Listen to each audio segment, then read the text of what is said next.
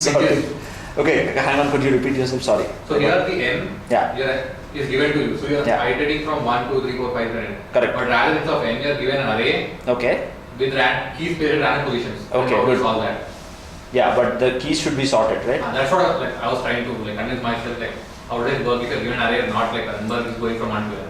Yeah, but the keys don't matter for this. So if you're given an array, you are assuming that you are iterating from left to n, and you are assuming that infinite property that is already sorted, and you know that all left. Yeah, correct. So if somebody gives you a set of keys, then how will you do it?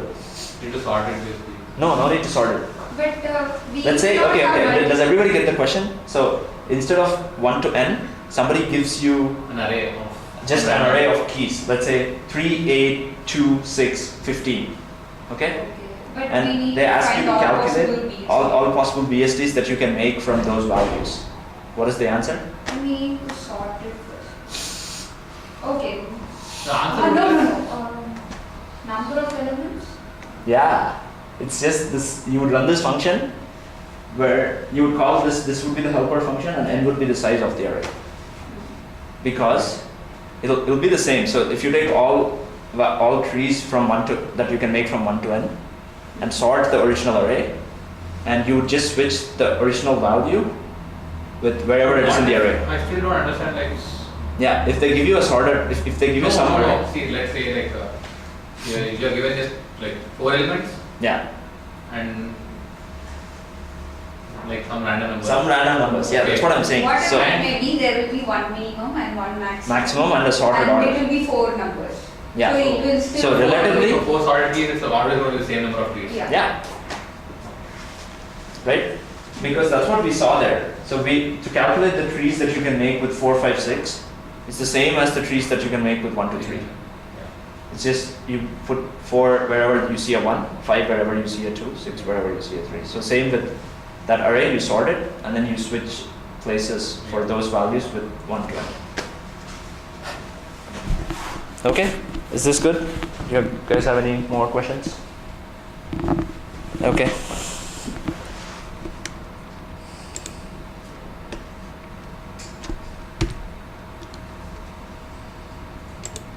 Okay, so I want to talk for a minute about these categorizations. These categorizations are the worst possible categorizations. But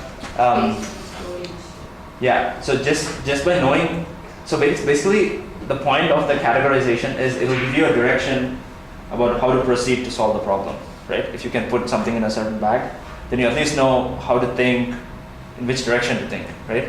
But this tells you nothing. This just tells you which data structure to use, but you have to define your own recursion. And which data structure to use, it's not too hard to figure out once you get enough experience. It's you at some point you can clearly see, oh, I can't do this with an array. I need something bigger. So and there's something else I wanted to talk about. Yeah, like binary trees. This is just this is actually 1/3 of all categorizations you can make for DP. But I could fit this into one class.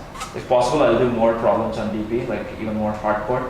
Whatever we're doing today is very basic to medium level. Although on LeetCode, some of them are hard, but the underlying concept is kind of trivial. DP can get really complicated. So yeah, take this with a grain of salt, and this is not comprehensive in any way. You could get, this only covers 20 to 30% of the problems that you can get in interviews. It just reminds me, the binary trees question was asked for one of our friends in Facebook, for the Facebook interview. So DPs are generally asked, yeah, there will be interviews where they only ask two DP questions. So very, very frequently asked. Okay? But all these are solved, but DP problems are something where they did so much research and came into a recursion, in general, knapsack problems, all those are. But why do they ask that in an interview? Yeah, because those are popular problem solving techniques that all engineers need to be aware of. Like how you would do graph search, how you would do knapsack, how you would do topological sort. These are just basics of computer science. Although they're all results of research, it's basically the core subject that makes CS, right?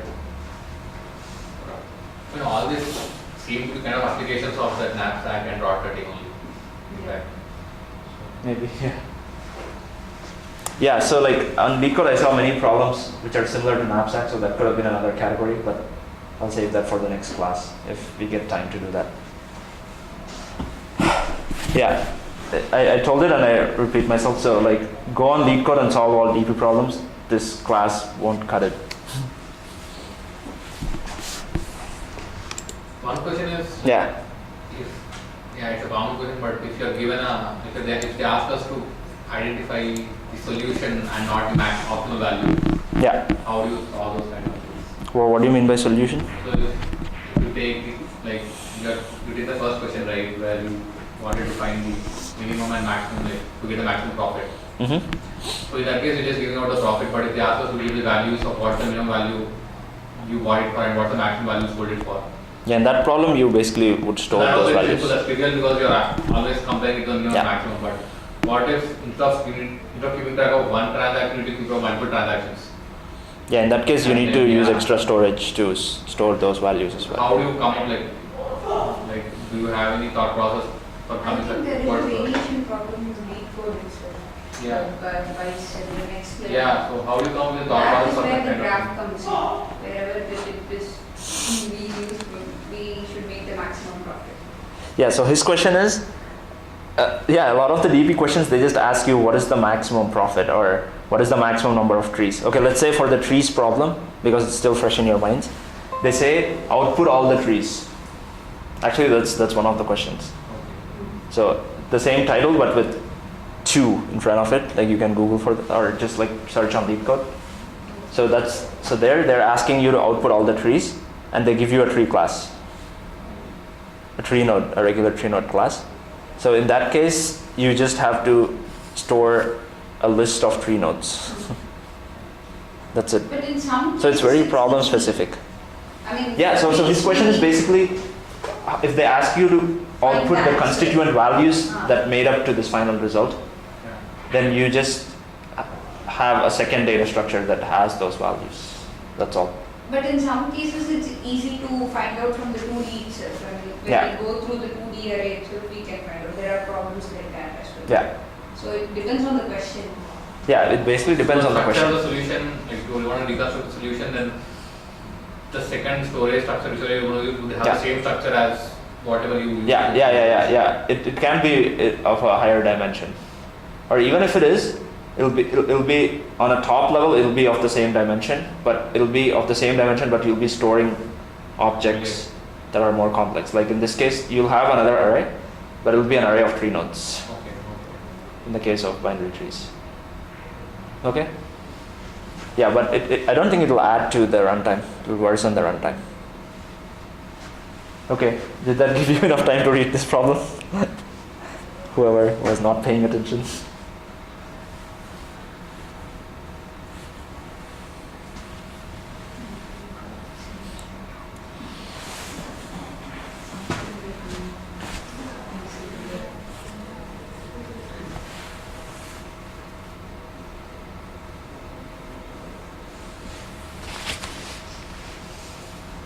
Okay, does this question make sense? So the input is something, a data structure that has this structure. So it's basically a list of lists. It's a list of lists, but each of the internal lists is not of the same size. They are consecutively increasing. So the first list is of size 1, second list is of size 2, 3, 4, so on. And you need to output one integer, which is basically a path that you can take starting here all the way to the top. And for each value, you can only pick the one on the left or the one on the right. Right? If you see every value, right above it is a comma, and you have 2 values surrounding it. And you just pick one or the other. And then you keep going up. So if you pick this, then again you have 2 other options. Since you pick this, you only have one option. That way. And the final sum should be minimum.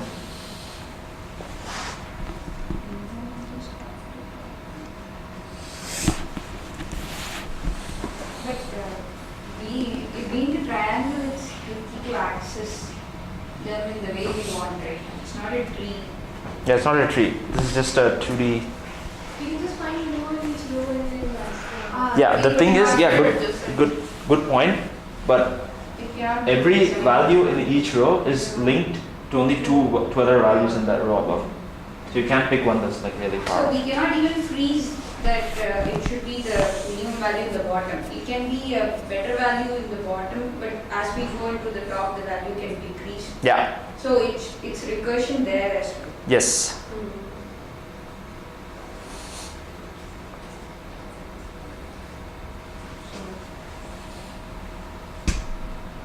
So this could be easy from top to bottom because at top we just have one value Yeah. always to start with. Yeah. I think it's the same wherever you start.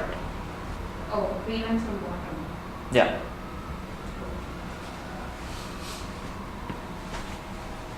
So at each point it is minimum of the left path, Yeah. not minimum of the right. Yeah. Exactly. Yeah. So at each point I have to.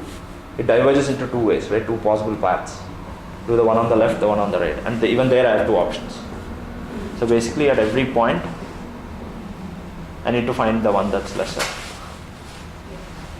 But if we go from just one thing. Yeah. So if we go from 2, Yeah. it will be like we just have to find min of 2 parts. Yeah. But if we go from bottom, Yeah. it would be like min of 4 parts, right? 4 parts. Yeah. So if you go from 2, at this point it's min of 2 parts. But once you get here, Get here, right? Yeah. you have to calculate min for this guy, this guy, this guy. It will still be the same number. But I somewhat feel like number of recursions should be lesser. than No. See, for 2, one path is you choose 3. Yeah. But again, we need to do a min of their Yeah, parts. So yeah. it's always. So you always end up running through all the values, no matter where you start. Okay, so any ideas on how to proceed with this? So once again, like whenever you see a DP problem, don't be stumped. You at least know what is the first step you need to take. So you need to come up with what? A recursion. So at any f of at any point, Yeah. is just min of. Correct. You're right, you're right. path. How do we should write f of left, Yeah, comma f of right, min of. yeah. Should be the- So sometimes your function cannot be just one argument. Sometimes it can be 2 arguments. Does that help? 2 arguments. Yeah. Okay, so let's move on. So the recursion here is very simple. So this is like a huge triangle. Let's say for some value in the middle, I'm trying to find the answer. Okay, let's say right now I'm trying to find the answer for 5. Okay, what is the minimum path that I can take from 5 to 2 such that the sum is minimized? So, like if I call this function on which other previous value, can I calculate this value for 5? Which other previous one? Yeah, let's say, yeah, so in this case it helps to have a notion of top down or bottom up. So let's do, hang on, one sec, I'm trying to think whether it's bottom up or top down. It's top down in a way, it's bottom up in another way. Yeah, I think we're doing top down. Yeah, let's say I want to calculate f of 5. So how can I calculate f of 5 if I know f of what other value? So there's 2 questions. F of which other values do I need to know, and how do I combine those values to get f of 5? If it is top to bottom for f of 5, we need Yeah. to know what is f of 1 and f of 8. No, it's top to bottom. Top to bottom. Oh, you're saying you calculate this from top to bottom. Yeah. Okay, then we need to know what is f of 3 and f of 4. Awesome, right? So if I want to calculate f of 5, it's basically, okay, and if I know those values, how do I get f of 5? The minimum of them plus 5. Exactly, right? So f of 5 is 5 plus min of f of 3 and f of 4. And what is f of 1? Again, 1 plus min of f of 6 and f of 5. Right? Yeah. So good. So we have a recursion now.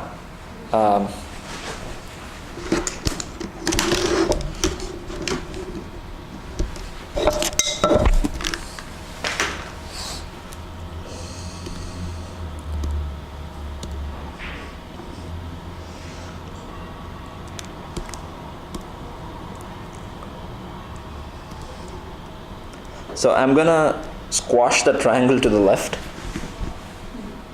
Okay? Then I'm gonna have a 2D array, right? I'm gonna have something like this. So I'll have 2.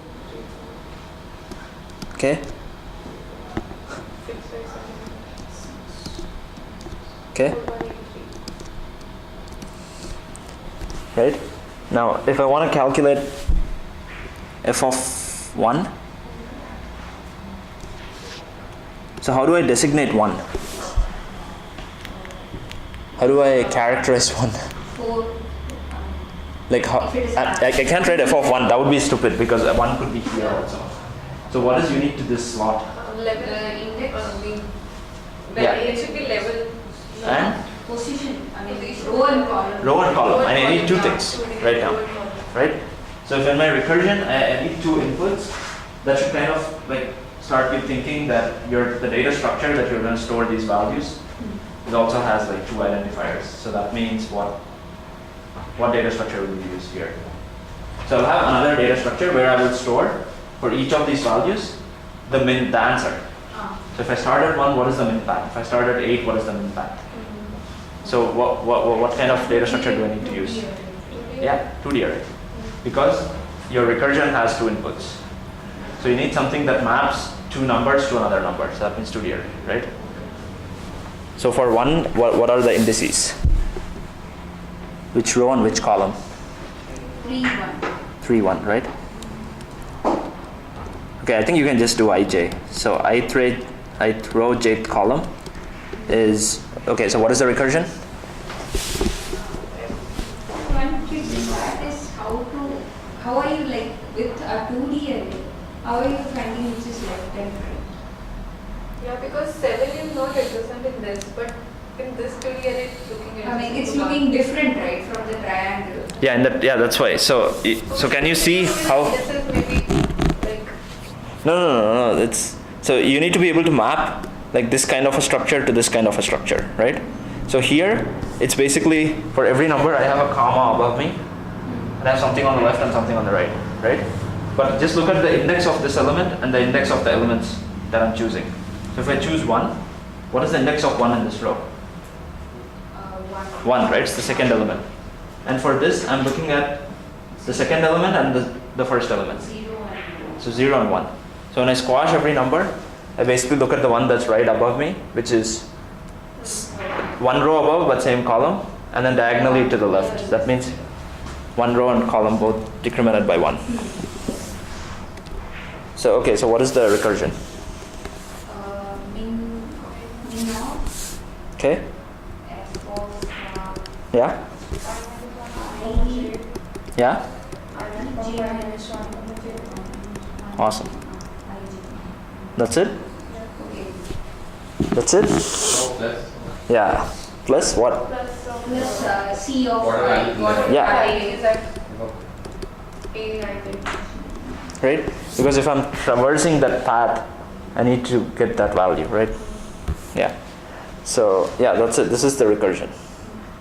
And then you come up with the 2D array and then you just put this in there. Okay, can I show you the solution? So wherever we don't have values, it will be 0 here in the Oh, right. blank spaces. Yeah, so it'll be zeros. So it won't matter. So for 3, if I sum 7 and 0, I won't have the wrong result.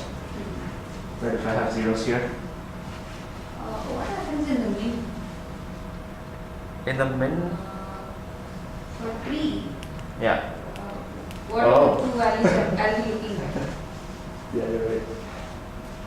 So that's where the base case comes in. I mean, there should be an element other. We cannot say other than 0. Right?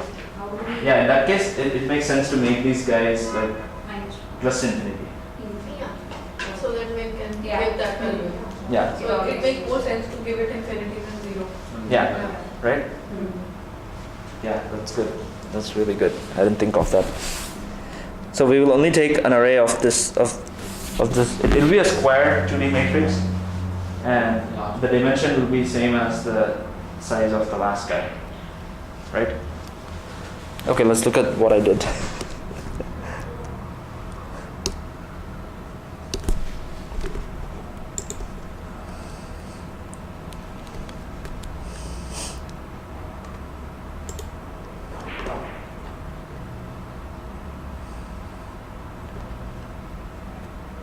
Wow, I did not do integer.max value and it still worked. I think I have like a base case, yeah. But this is just for the last row. And How is it getting handled? I think you're getting it from the list, so. yeah, one sec. So for each I only go from 0 to I. Oh yeah, so that's why I did bottom up. So if you're doing bottom up, then for every value, you look at what values will you look at? So it is always in the range. No, if I'm looking at this guy and I'm looking above, I look at this guy and this guy, right? Ah, But if I'm looking at so this you guy, always have the values. it'll be Both this the guy and left this guy, right. yeah. And for every value, I'm having something on that's below me. Okay, does this make sense? So in that case, will the recursion equation differ? Yeah. So it'll be okay. So AI will be there, and it'll be min of f of I plus 1 comma j, and f of I plus 1 j plus 1, which is what I think I have here. I plus 1 j, I plus 1 j plus 1. Yeah. Okay.